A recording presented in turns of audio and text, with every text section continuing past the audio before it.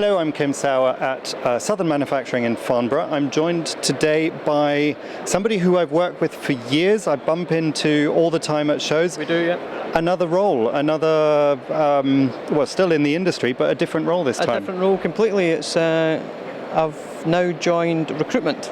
Mm-hmm. I work for a company called Avenue Recruitment Services, and my goal or my job is to find clients and candidates alike within the electronics manufacturing production environment.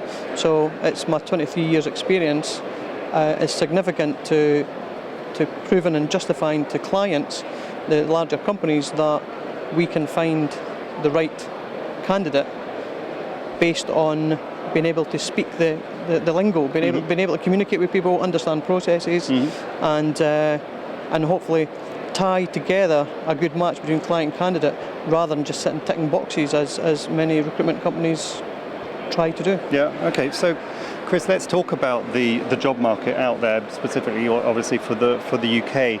What, from a employer point of view, what sort of trends are we seeing? Are there things going on in industries that there are growth markets and some maybe declining? Absolutely. We're seeing it's kind of level now between all industries just now. I wouldn't say there's any great growth in anywhere. The manufacturing production seems to be fairly level. We're seeing obviously, I think everybody knows, a demise in the oil and gas industry. And one of the fortunate things is these guys have very good transferable skills that can be moved into any industry: electronics, manufacturing, the facilities management. F&M seems to be probably the largest growth at the moment. We actually do deal with both permanent and temporary. Myself dealing mainly with the permanent within defence, science, engineering, manufacturing, production, and this is where we are aiming to see the growth. In the show just now, speaking to the guys down here, everyone says it's been fairly, last year we've seen a little increase in industry. It's been fairly stable, fairly substantially stable just now. Hoping to see a spurt in growth. I don't know, hopefully we'll learn something at the show this week. So what sort of jobs are out there? At the moment, it's as I said, we're doing quite a bit of work with facilities management companies. We're seeing some production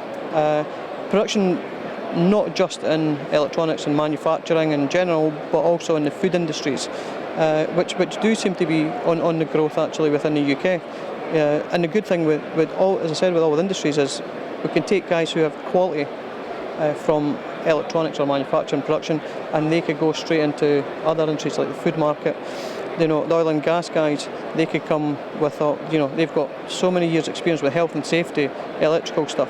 They move and can slide generally quite easily into the facilities management area as well. So. What about graduates and people coming out of maybe technical training courses, etc.? Is there like fresh blood coming through the ranks? There is. I think we can all agree that not necessarily in the electronics industry. I think it's always been like that for a number of years. But we do deal within the sector that I work with. We deal with industry experienced professionals mainly. And the good thing with that is they do tend to go for graduates as well to fill spaces. A big part of the reason is they have the academic behind them. It keeps the cost down, which so they're not buying experience, but they're buying a blank piece of paper. People that they can mould and manipulate into their own company philosophies. We are seeing a good growth in the graduates.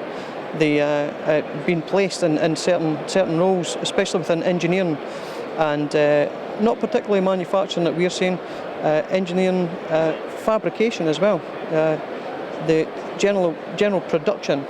So there is a growth there for graduates. But again, it's a matter of we're looking at all graduates, well experienced. I think the good thing is, speaking with employers and employees alike, we try to look after both of them equally. A lot of people put a lot of influence on the client because they are paying the numbers, but we want to look after the candidate. You go to a candidate, they'll come back to you if they look for another role. And we're trying to our philosophy really is satisfaction for both of them.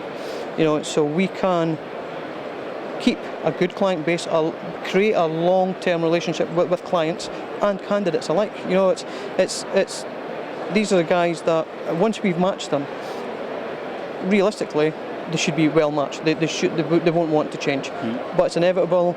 People want to develop their career in the future. They want to grow, and other opportunities will come along. So then the candidates may come back to us and say, look, I've spent so much time here, I want to grow further, I want to develop further, can you help me? So that's what we're trying to do. Okay, final question, is there a particular skill set where there's still a gap in between what the employer wants and what the job seeker can offer? Yeah. And how do you see people being able to fill that gap? Well, that's one of the things that we do bring to the table, is our team are all, again, industry experienced professionals. They've been in the industry for a number of years. So when we have a client who will come to us with a position to be filled, rather than flooding them with CVs of applicants, we will get the CVs. We will filter out the experienced guys who are perfect matches.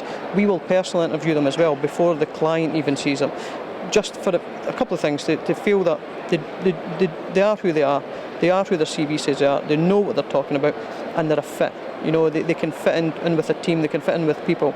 They not just, no disrespect to people, everybody's looking for a job, but for us to maintain a business and grow a business, we have to provide the correct candidate to fit the perfect job, you know, and that's generally what we're doing, and so far been very successful at doing it.